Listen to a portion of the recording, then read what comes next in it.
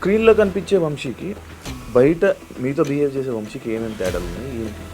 అంటే స్క్రీన్లో మోటివేషన్స్ ఇస్తారు కదా, అవి బయట ఉండవు. అక్కడ ఉన్న ఎంప్లాయీస్ని కూడా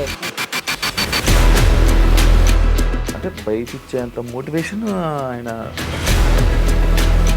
అండ్ మనుషులతో బిహేవింగ్ కూడా నేనైతే నరకమే చూసినా. నేనైతే నైట్లో ఎక్కడెక్కడికో రమ్మంటారు.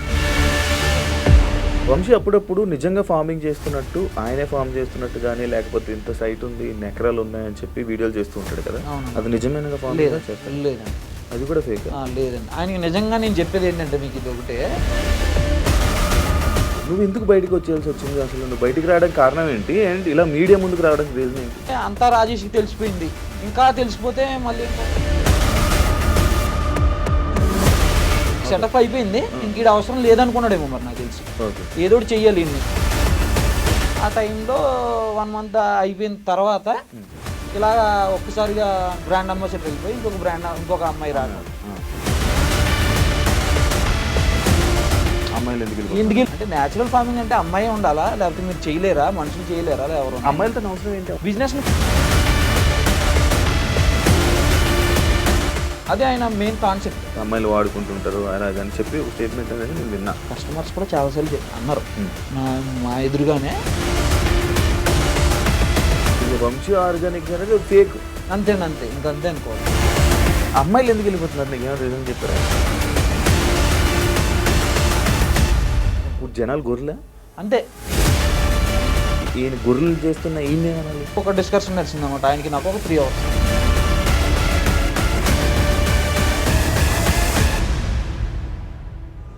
హాయ్ హలో నమస్తే, నేను మీ యాంకర్ షో. Welcome to iDream media. ఈరోజు మన ముందున్న గెస్ట్ వంశీ ఫార్మ్స్. మనందరికీ తెలిసిందే, కృష్ణ చైతన్య అండ్ వంశీ బ్రదర్స్. అందులో వంశీ ఇలా ఫార్మ్స్ చేయడం like organic food, organic vegetables అని చెప్పి ఆర్గానిక్ అన్నీ అమ్ముతున్నానని చెప్పి లైక్ ఇలా స్టోర్ పెట్టడం జరిగింది. అదే కాకుండా అమ్మాయిలు కూడా అలాగే చేంజ్ చేయడం జరుగుతుంది. అందులో వర్క్ చేసిన మేనేజర్ రాజేష్ ఈరోజు మనతో ఉన్నారు. ఏదైతే ఆయనకి అమ్మాయిలు పిచ్చి అనే ఒక స్టేట్మెంట్ అండ్ ఆర్గానిక్ ఫామ్ అది ఆర్గానిక్ కానే కాదు అని కొన్ని ఎలిగేషన్స్ అయితే పెట్టడం జరిగింది. అసలు ఏం జరిగింది మనకు తెలియని విషయాలు తెలుసుకునే ప్రయత్నం అయితే ఈరోజు రాజేష్తో మాట్లాడి తెలుసుకుందాం. రాజేష్ హాయ్. హాయ్ అండి, ఎలా ఉన్నావు? బాగున్నాను, మీరు ఎలా? నేను బాగున్నాను రాజేష్. థ్యాంక్ యూ పిలవగానే ఫస్ట్ ఇంటర్వ్యూకి వచ్చినందుకు. ఎప్పుడు జాయిన్ అయ్యావు అసలు? అందులో ఎందుకు జాయిన్ అయ్యావు? మళ్ళీ ఎప్పుడు మానేసావు? నేను Feb 1st జాయిన్ అయ్యానన్న. నేను సెకండ్ ఎంప్లాయ్ దాంట్లో. నాకన్నా ముందే హెచ్ఆర్ ఉండే, ఆమె నన్ను రిక్రూట్ చేసింది. అంటే నేను నాది వేరే బిజినెస్ ఉండే. ఒక స్మాల్ యాక్సిడెంట్లో నా బిజినెస్ కొద్ది లాస్లో పోయింది. పోయినప్పుడు కొద్దిగా నేను డిప్రెషన్లో ఉండి నార్మల్గా ఇంట్లోనే ఉంటుండే. ఊర్లో మాది అమలాపురం పక్కన విలేజ్, చిన్న విలేజ్. అయితే అక్కడ ఉన్నప్పుడే నాకు ఇన్స్టాగ్రామ్లో ఇవి రీల్స్ వస్తున్నాయి వంశీ కృష్ణ సార్. అయితే వస్తుంటే మా సిస్టర్ చూశారు. మా సిస్టర్ చూసి ఏదైతే నెంబర్ ఇచ్చారో ఆయన, ఆ నెంబర్కి మా సిస్టర్ మెసేజ్ చేశారు. సరే అయితే నా నెంబర్ మెసేజ్ చేయగానే ఆయన నాకు కాల్ చేశారు. కాల్ చేసి నీకు ఇంట్రెస్ట్ ఉందా రాజేష్ అంటే వచ్చేసి అన్నారు. నాకు ఫోన్ చేసిన వెంటనే నాకు నైట్ ఫోన్ చేశారు. మా ఊరు నుంచి అప్పుడే ఆయన ఫోన్ చేసిన 15 minutes to 30 minutesలో నేను స్టార్ట్ అయ్యి బయలుదేరి వచ్చాను హైదరాబాద్లో మా సిస్టర్ వాళ్ళు ఇక్కడే ఉంటారు. అక్కడ ఉన్నప్పుడు ఈయనకి ఫోన్ చేశాను వచ్చాను సార్ అంటే. ఆయన వచ్చారు నా దగ్గరికి, లొకేషన్కి వచ్చారు. ఆయనతో జర్నీ అక్కడి నుంచి స్టార్ట్ అయింది మాకు. ఫస్ట్ ఆఫ్ ఆల్ అంటే నాకు ఇలా మేనేజర్ రోల్ అని ఏం చెప్పలేదు. నార్మల్గా జాయిన్ చేసుకున్న తర్వాత ఇలా వర్క్స్ ఉంటాయి నువ్వు అని జాయిన్ చేసుకున్నారు. సమ్ శాలరీ ఒక మాట్లాడుకున్నాము.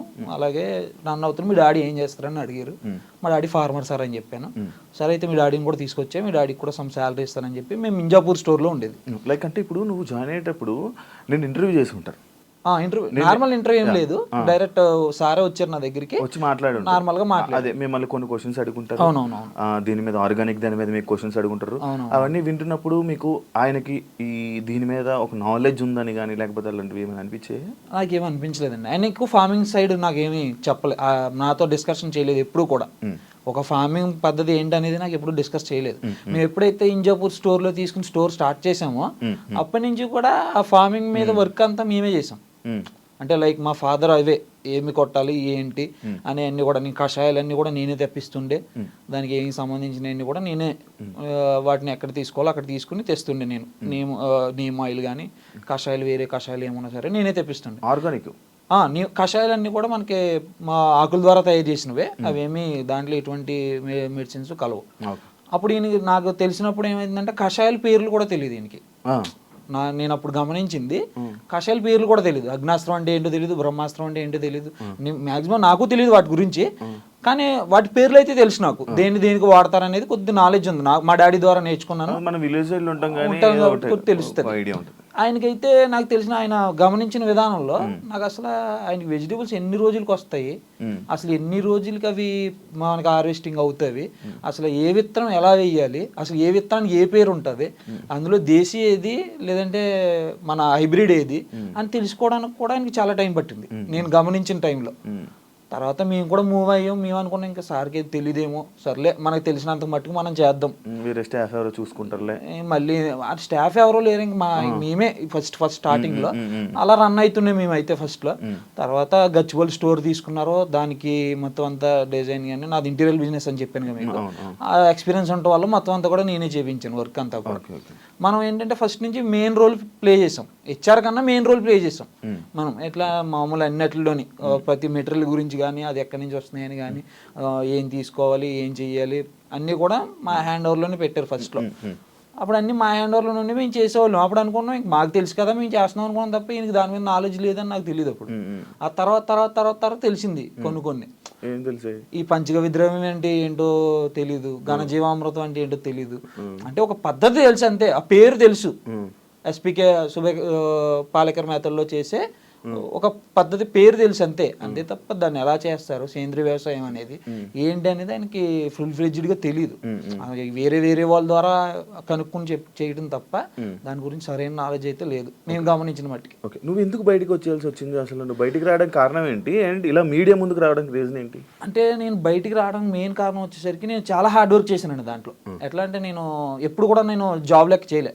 ఆయన ఇచ్చే నాకు శాలరీ 30,000 మంత్కి ఇచ్చింది 30,000. నేను ఆ 30,000లో చేసే పని కన్నా నేను డబల్, ఒక వర్కర్ ఒక 9 hours 12 hours వర్క్ చేస్తారు, నేను 20 hours వర్క్ చేసేది దాంట్లో. అంటే ఎప్పుడు కూడా మనది అనుకుని చేసాను తప్ప ఏ రోజు కూడా మనకి సంబంధం లేదు ఇది. ఇంకొకటి ఏ మెటీరియల్ అయినా కూడా తెచ్చేటప్పుడు దాన్ని 10 షాపుల దగ్గర ఎంక్వైరీ చేసి తెచ్చేవాడిని. ఎందుకంటే ఆయనకి తక్కువ అయితేనే కదా ఇన్వెస్ట్మెంట్లో అనేది ఎవరైనా స్టార్టింగ్లో ట్రబుల్ అవుతారు. ఆయనకి అమౌంట్ ఉన్నా అమౌంట్ లేకపోయినా తర్వాత విషయం, మనం ఇష్టానుసారంగా కూర్చోబెట్టి అయితే తేలాం కదా. ఆయన మనకి ఏదో హ్యాండ్ ఓవర్ చేశారు కదా అని చెప్పి మనం ఒక 10 కొట్లు షాపుల్లో ఎంక్వైరీ చేసి అన్నీ తెచ్చేవాళ్ళు. బాగానే ఉంది, ఒక 5 months బాగానే గడిచింది, 5 months 20 days బాగానే నడిచింది.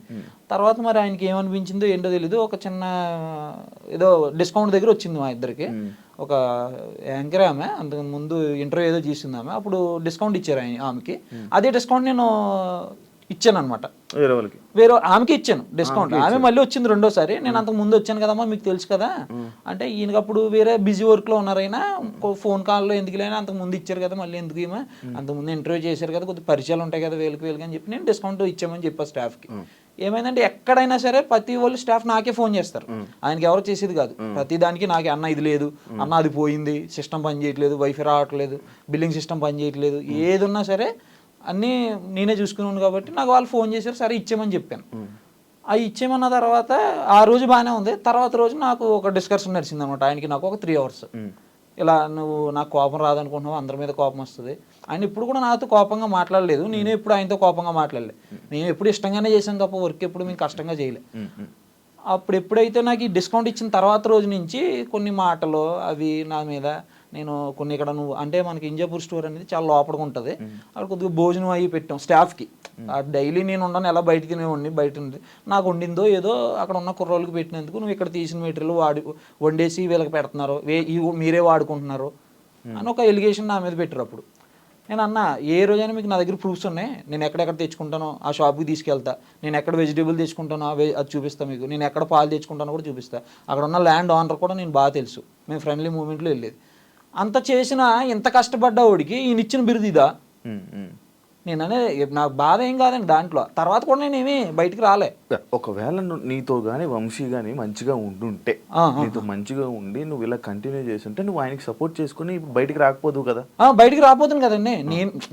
నువ్వు చెప్పవు కదా, అంటే ఎందుకు ఇది ఒరిజినల్ ఆర్గానిక్ కాదు కదా, ఇలా మోసం జరుగుతుంది కదా, బయటకు అప్పుడే రావాలని ఎందుకు అనిపించలేదు? అప్పుడంటే నేను ఏం చేశానంటే సార్, అప్పుడు ఎక్కువగా ఏవైతే ఆర్గానిక్ వెజిటేబుల్స్ ఆయన ఉండేవో ఆయన దగ్గర ఎక్కువ తీసుకునే ఉంటాను నేను.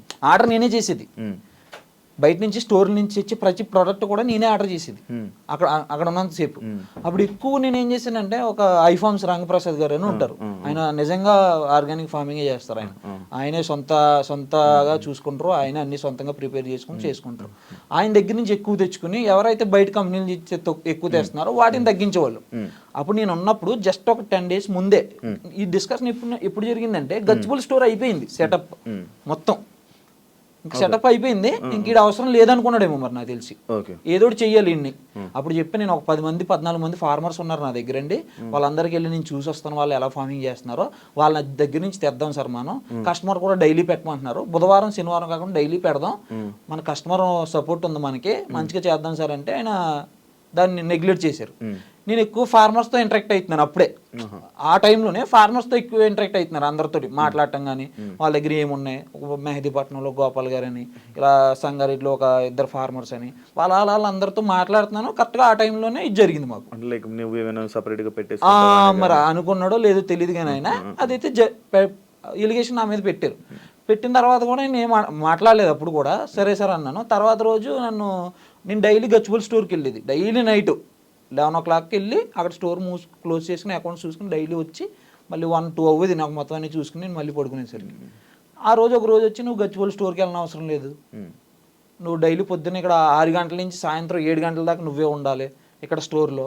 ముందు ఇవన్నీ నాకు హ్యాండ్ ఓవర్ చేసి ఒకసారి నువ్వు స్టోర్లోనే ఉండాలి, మళ్ళీ నువ్వు టైమింగ్స్ పెట్టాలి, ఇన్ టైం పెట్టాలి, అవుట్ టైం పెట్టాలి అని చెప్పి, ఇంకా నువ్వు అవి వాడుకుంటున్నావు ఇవి వాడేసుకుంటున్నావు, నాకు అన్నీ నాకు క్లారిటీగా కావాలి అని చెప్పి. నేను ఏమో వాడుకోలేనప్పుడు నాకు పడాల్సిన పని ఏముందండి. మా మమ్మీ గారు దానికి ఒప్పుకోలేదు. మా మమ్మీ గారు కూడా అక్కడే ఉండేది అనమాట, మేమిద్దరం, మమ్మీ డాడీ నేను ఉండేవాళ్ళు ముగ్గురు. మా మమ్మీ గారు దానికి ఒప్పుకోలేదు అసలు. ఆ మాట అన్న తర్వాత నాకు ఇక్కడ 5 నిమిషాలు ఉన్నాను నేను, అసలు అంత తీసుకోలేదు. ఏదో జీవితం బాగోలేక ఇంత లోపలికి వచ్చి మనం ఉన్నాం, అంత మనం పడాల్సిన పని లేదు ఇక్కడ, కాబట్టి ఇంకో దుక్కు చేసుకుని బతుకుదాం, కూలి పని చేసుకుని బతుకుదాం కావాలితే. ఇక్కడ ఆ మాట అన్న తర్వాత ఇక్కడ ఉండటం కూడా వేస్ట్. మనం ఉన్నా సరే అనుమానం వాళ్ళకి ఇంకొకసారి అనుమానం వచ్చిన తర్వాత, అనుమానం పెనుబోతం లాంటిది అది అసలు, మనం ఇక్కడ ఉండొద్దు అసలు అని మా మమ్మీ గారు చాలా గొడవ పెట్టారు. అంటే లైక్ నువ్వు మీడియా ముందుకి ఎందుకు వచ్చావు, మీడియా ముందు అంటే ఎలా రావాల్సి వచ్చింది? మీడియా ముందుకంటే నేను రాకూడదని అనుకున్నా. ఫస్ట్ 1 month నేను అసలు బయటికే రాలేదు, నేను ఇంట్లోనే ఉన్నా 1 month. నేను August 1st వచ్చాను బయటికి. తర్వాత నేను నా బిజినెస్లో ఏవో అడుగులు వేసుకుంటున్నా.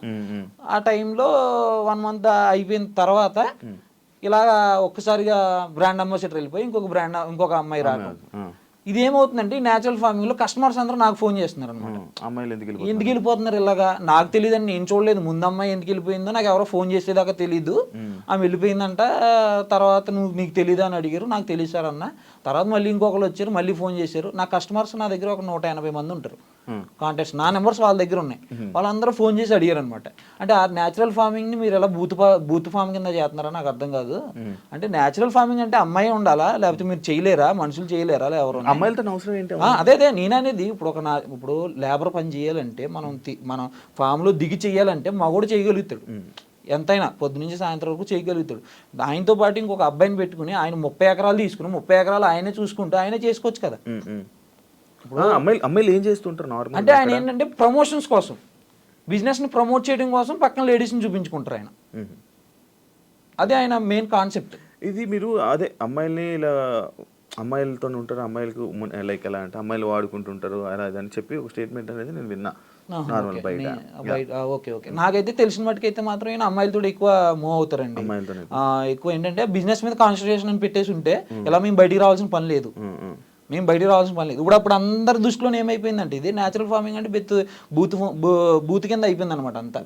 జనాలు అంటే ఏది చెప్తారులే సొలుకూరులు అన్నట్టే ఉన్నారు. ఇప్పుడు నార్మల్ గా మీకు నిజంగా చెప్తున్నాను, ఒకసారి మీరే ఎవరైనా అడగండి కింద కామెంట్ చేయండి అని, ఆర్గానిక్ ఫార్మింగ్ లేదు బొంగు లేదు అంటారు. హైదరాబాద్ మీరు చూడండి, అసలు ఆయన ప్రీవియస్ వీడియోస్ లో కూడా చూడండి కామెంట్స్ లో ఆర్గానిక్ ఫామ్ లేదు, బొంగు లేదు అని అడుగుతారు ఎవరైనా. అవును అవును నిజంగా చేసే వాళ్ళు ఉన్నారు ఆల్రెడీ.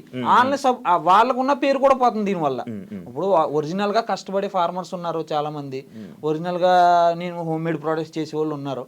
వాళ్ళ కష్టంతో చేసింది ఇక్కడ వీళ్ళు ఇలాంటి వాళ్ళ వల్ల సింపుల్ గా వాళ్ళని కూడా నమ్మట్లేదు వీళ్ళు.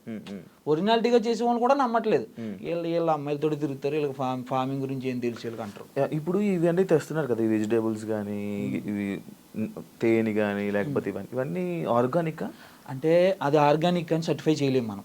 ఎలా అంటారంటే ఆ ఏదైతే వీళ్ళు తెస్తున్నారో అవి కంపెనీస్ నుంచి తీసుకొచ్చినాం. కంపెనీ ఇప్పుడు నేను ఇక్కడ కాదు ఎక్కడైనా చెప్పేది ఇదే, ఆ కంపెనీలో ఏముంటది అనేది మనకు తెలియదు. మరి అదే అంటున్నాను, ఇప్పుడు ఆర్గానిక్ మీద ఐడియా ఉన్న వాళ్ళకి అది ఏంటో అనేది మనకి ఐడియా వచ్చేస్తుంది. అవును లైక్ ఉంటది కదా, ఇది ఆర్గానిక్, ఇది హైబ్రిడ్, ఇది దేశీ, ఇది విదేశీ, లైక్ అదే అంటారు కదా, ఇది కొంచెం ఐడియా ఉంటది కదా. అలా మీకు కానీ లేకపోతే తెచ్చే వాళ్ళు వంశీకి కానీ వీళ్ళకి కానీ ఎవరికి ఐడియా లేదా? అంటే మాకు ఐడియా ఉంది. మేము అప్పుడులోనే మేము వచ్చినప్పుడు కొన్ని ప్రొడక్ట్స్ డిఫెక్టివ్ ప్రొడక్ట్స్ వచ్చినప్పుడు కూడా చెప్పేది, ఇవైతే ఒరిజినల్ కాదండి, నాకు డౌట్ గానే ఉందని కూడా ఆయనకి ఇంటిమేట్ చేశా చాలా సార్లు. అప్పుడు వాళ్ళు కాదండి, కస్టమర్స్ కూడా చాలాసార్లు అన్నారు మా ఎదురుగానే. చాలా మంది ఫోన్లు చేసి మీరు చేసిన కొత్త తోటకూర ఇంత పొడిగా ఎదగదని ఒకళ్ళు, వంకాయ ఇంత పెద్దగా రావని ఒకళ్ళు. అలా కొంతమందికి వాళ్ళకి డౌట్స్ ఉంటాయి. అంటే కొంతమంది చాలా మంది స్టడీ చేసిన వాళ్ళు ఉంటారు నేచురల్ ఫార్మింగ్ గురించి. అది ఆయన ఏంటంటే చాలా మంది ఏంటంటే తీసుకెళ్ళిన కస్టమర్స్ కూడా స్టడీ చేసి ఉంటారు దాని మీద, ఇది ఆర్గానిక్ ఫార్మింగ్ అంటే ఏంటి. నాకు 50% ఉంది, అంత ఎక్కువ లేదు, అంటే ఫార్మింగ్ మీద ఉంది. ఆ 50% లో మీకు అనిపించింది అందులో ఆర్గానిక్ ఐటమ్స్ ఏవి, అన్ఆర్గానిక్ అని ఏమి అనిపించాయి? అవి నాకు ఏ అయితే కంపెనీస్ నుంచి తెచ్చారో అవి నాకు డౌట్ అండి. అప్పుడు నేను ఉన్నంత సేపులోని డౌటే. వాటిని ఎక్కువగా అవాయిడ్ చేయడానికి చూసేవాడిని నేను, తక్కువ ఆర్డర్ చేయటం. అలాగా ఎక్కువగా ఎవరైతే వేరే ఫార్మర్ ఎవరైతే ఉన్నారో వాళ్ళ దగ్గర నుంచి తెచ్చుకోవడానికి ఎక్కువ ఇంట్రెస్ట్ చూపించేవాడిని. మాక్సిమం ఫార్మర్స్తో ఎక్కువ ఇంటరాక్ట్ అయ్యేవాడిని. ఎందుకంటే ఫార్మర్స్ దగ్గర నుంచి తీసుకుంటే ప్రోడక్ట్కి ఒక వాల్యూ ఉంటుంది, వాళ్ళకి కూడా కొద్దిగా సపోర్ట్ ఇచ్చినట్టు ఉంటుంది మనకు. ఫార్మర్స్ నుంచి ఏమేమి ఐటమ్స్ తీసుకుంటున్నారు మీరు? కొన్ని అవి కూడా 25%, 30% వస్తాయి. అంటే మిగతా 70, 75, 80% మొత్తం అంతా అంతే వేస్ట్. అది ఆర్గానిక్ కాదు. కాదు అంటే కాదని చెప్పలేం, అక్కడ ఏమొస్తున్నాయో తెలియదు కదండి. కంపెనీలో ఏం జరుగుతుంది అనేది లోపల జరిగేది మనకి ఏం తెలియదు. కానీ ఇది వంశీ ఆర్గానిక్స్ అనేది ఫేక్. అంతే ఇంకంతే అనుకోవాలి, అది ఫేక్. మరి ఇప్పుడు మధ్యలో వీళ్ళు టూర్లు వెళ్తున్నారు కదా, టూర్లు వెళ్ళడము, అక్కడ వీడియోస్ చేయడము, అవన్నీ దేనికి వెళ్తున్నారు? మరి అక్కడి నుంచి ఏం తేయడానికి వెళ్తున్నారు? వాళ్ళు ఎంజాయ్ చేయడానికి వెళ్తున్నారా లేకపోతే ఏమైనా తేయడానికి వెళ్తున్నారా? అంటే వాళ్ళు వెళ్ళేది ఒక ప్రోడక్ట్ ని చూపిద్దామని వెళ్తారు. అక్కడ వరకు ఒక ప్రోడక్ట్ ని చూపించడానికి, ఒక పసుపు కొమ్మును అక్కడ చూపించడానికి అంత దూరాలు వెళ్ళిన అవసరం లేదు. మన పొలంలోనే మనం వేసుకుని మనం అదే చూపించవచ్చు. మన పొలంలో పండించుకున్నది. తెలంగాణలో కూడా చాలా మంది ఉన్నారు, ఆంధ్రాలో కూడా ఉన్నాయి. ఎక్కడెక్కడో ఊటీల దాకా బూటీల దాకా అన్నీ పోనవసరం లేదు. మన ఆంధ్రాలోని తెలంగాణలోని 2 తెలుగు రాష్ట్రాల్లోని ఫార్మర్స్ ఉన్నారు, వాళ్ళు పండిస్తున్నారు. వాళ్ళ దగ్గర మనం వెళ్ళి చూసుకుని తెచ్చుకోవచ్చు. లేదు నీకు ఓపిక ఉంది అనుకుంటే నువ్వే, ఇంకా నిజంగా చెప్పుకోవాలనుకుంటే నువ్వు పండించు, అంతేగాని వేరే కంపెనీల మీద డిపెండ్ అవడం ఎందుకు? సో నువ్వు పండించలేవు, 50% పండించగలుగుతున్నావు నువ్వు, కానవా 50% ఫార్మర్స్ దగ్గర నుంచి తెచ్చుకోవచ్చు కదా. ఇప్పుడు ఫార్మర్స్ ఎంతమంది ట్రైబర్ అక్కడ మన వైజాగ్ దగ్గర ఉంటారు, ట్రైబర్స్ వాళ్ళ దగ్గర చాలా ఉంటాయి. రీసెంట్ గా నాకు ఈ వీడియో చూసిన తర్వాత కూడా ఒక 2-3 ఫోన్ చేశారు అనమాట. వాళ్ళకి ఎలా చేసుకోవాలో తెలియట్లేదు, వాళ్ళకి మార్కెటింగ్ తెలియదు, వాళ్ళకి పండించేస్తున్నారు వాళ్ళు. మినుములని, పెసలని చాలా ఉన్నాయి వాళ్ళ దగ్గర. వాళ్ళు మాకు తెలియదు సార్, ఎవరైనా ఉంటే మాకు చెప్పండి, వాళ్ళకి మేము ఇస్తాం మేము స్టోర్లోకి అని. వాళ్ళు మేము ఒరిజినల్గా మేము కొండల్లో పండించినవి, మాకు ఎటువంటి కెమికల్స్ ఉండవు ఈడ అని అలాంటి దగ్గర నుంచి తెచ్చుకుంటే ఈయనకి తక్కువకి వస్తాయి. ఇప్పుడు నార్మల్గా నేను చెప్తున్నాను, అక్కడ కందిపప్పు ఉంది సార్, ఒక కందిపప్పు వాల్యూ అక్కడ వచ్చేసరికి 130 నుంచి 150 రూపాయలు, 170 రూపాయలు ఇచ్చేస్తున్నారు వాళ్ళు. అలాంటిది 250, 270, 300 పెట్టుకున్న ఆర్గానిక్లో అది ఒక రీజనబుల్ ప్రైస్ అవుతుంది జనాలకి. వీళ్ళు కంపెనీ నుంచి తెచ్చింది సగానికి అది కరెక్టో కాదో తెలియదు, దాన్ని తీసుకొచ్చి దాన్ని డబల్ రేట్ పెట్టుకుని అమ్ముకోవటం. రేట్ అయితే ఎక్కువే ఉంటాయి సార్, దానికి సంబంధించింది కాదు. ఇంక అసలు రేట్ల గురించి మాట్లాడాలి. డబల్ త్రిబుల్ కూడా ఉంటాయి కొన్ని. అవునా? సంబంధం లేని రేట్లు, అన్నిటికన్నా తక్కువ రేట్లు అని చెప్తారు. చాలా తక్కువగా వస్తుంది, మంచిగా ఉంటుంది మా దగ్గర ప్రొడక్ట్స్. గూగుల్ రివ్యూస్ చూడండి ఒకసారి, మీరు మ్యాప్స్ ఓపెన్ చేసి గూగుల్ రివ్యూస్ చూడండి, గూగుల్ మ్యాప్స్ వంశీ ఫార్మ్స్ గచ్చిపోలని కొట్టండి, కింద ఎక్కడైనా సరే పర్లేదు ప్రైజెస్ బాగానే ఉన్నాయంటే మాత్రం నాకు చెప్పండి. ఇప్పుడే నిన్న అన్న మాటలని వెనక్కి తీసుకుంటా.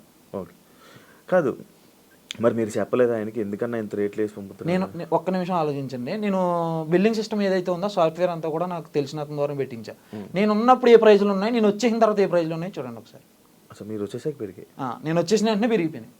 నేను ఏ రోజు అయితే జూలై 20 చెప్పాను, నేను ఆగస్ట్ 1కి వెళ్ళిపోతాను.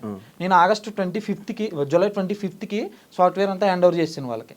ఎవరైతే వాళ్ళ ఎంప్లాయీస్ ఉన్నారో వాళ్ళకి చెప్పి వాళ్ళ మమ్మీగా అవి చెప్పి రేపించేసాను. అవన్నీ డబల్ అప్పుడే మార్చుకున్నారు. అప్పుడు దాకా నేను ఉన్నంతసేపు కేజీ ఒక ఆకుకూర 120 రూపాయలు ఉండేది. ఈరోజు 180 రూపాయలు. నేను వచ్చిన తర్వాతే రేట్లు మారినాయి. నేను ఉన్నంతసేపు ప్రైజుల డిస్కషన్ అంతా కూడా నా దగ్గర జరిగింది, నేనే పెట్టేసాను ప్రైజులు అన్నీ కూడా. ఆయన ఎప్పుడు కూడా ప్రైజుల దగ్గర ఇన్వాల్వ్ అవ్వలే.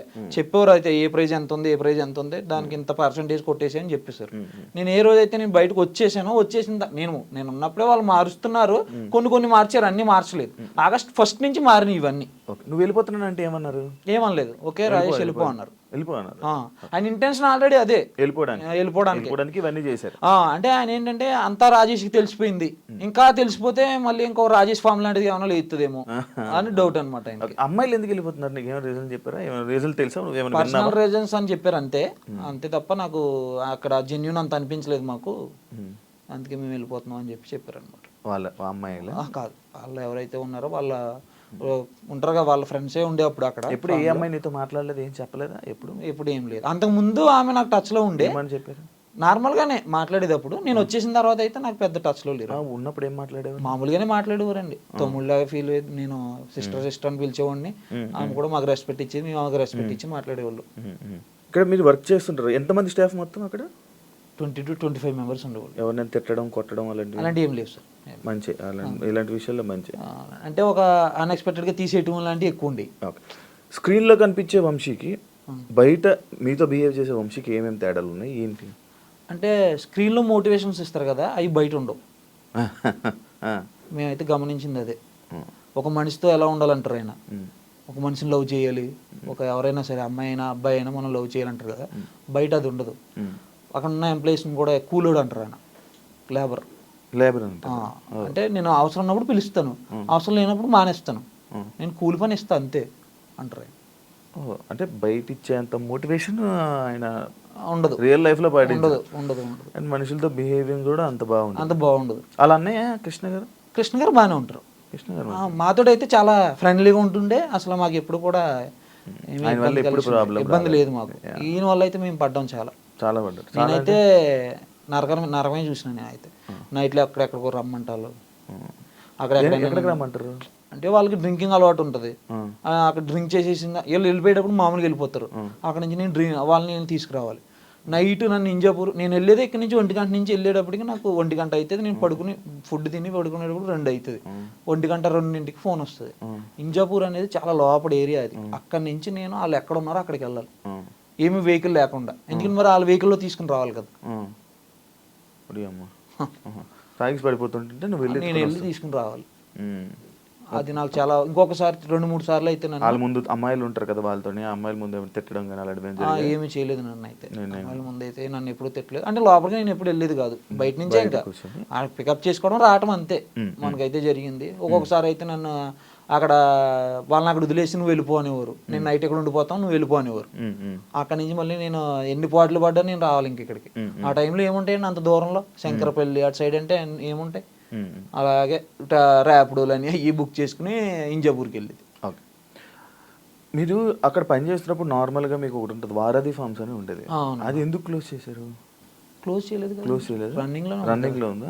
అది ఎందుకు అది ఉందా ఇప్పుడు? రన్నింగ్ అవుతుంది, అదే బాగా రన్ అవుతుంది కదండి. అది బాగా రన్ అవుతుంది. అందులోనే ఐటమ్స్ కూడా దాంట్లోనూ కూడా కొన్ని కంపెనీస్ నుంచే ఉంటాయి. ఏదైతే ఈ కంపెనీస్ ఉన్నాయో అక్కడ నుంచి కూడా వాళ్ళు తెచ్చుకుంటారు కొన్ని. ఇవన్నీ ఓ మ్యానుఫ్యాక్చరింగ్ కంపెనీ ఉంటుంది, కెమికల్ వాడతారు.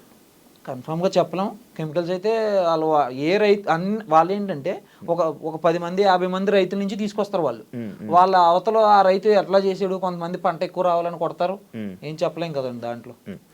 వంశీ అప్పుడప్పుడు నిజంగా ఫార్మింగ్ చేస్తున్నట్టు, ఆయనే ఫార్మ్ చేస్తున్నట్టు కానీ, లేకపోతే ఇంత సైట్ ఉంది, ఇన్ని ఎకరాలు ఉన్నాయని చెప్పి వీడియోలు చేస్తూ ఉంటాడు కదా, అది నిజమైన ఫార్మింగ్ చేస్తారు? లేదండి, అది కూడా ఫేక్? లేదండి. ఆయనకి నిజంగా నేను చెప్పేది ఏంటంటే మీకు ఇది ఒకటే, ఆయనకి ఫార్మింగ్ మీద నాలెడ్జ్ అయితే లేదు సార్. చెప్పడం మాటల మీదే ఉంటాయి నాలెడ్జ్. ఒక్కసారి నేను ఇది మీరు డైరెక్ట్ ఆయన అడిగినా సరే ఒక పంట ఎన్ని రోజులకు వస్తుందో అడగండి, ఆయన కరెక్ట్గా చెప్తేనే చెప్పమనండి. ఒక చెట్టు నాటిన తర్వాత ఎన్ని రోజులకి పెరుగుతుంది, ఎన్ని రోజులకి మనం దానికి స్ప్రే కషాయాలు కొట్టాలి అని అడగండి.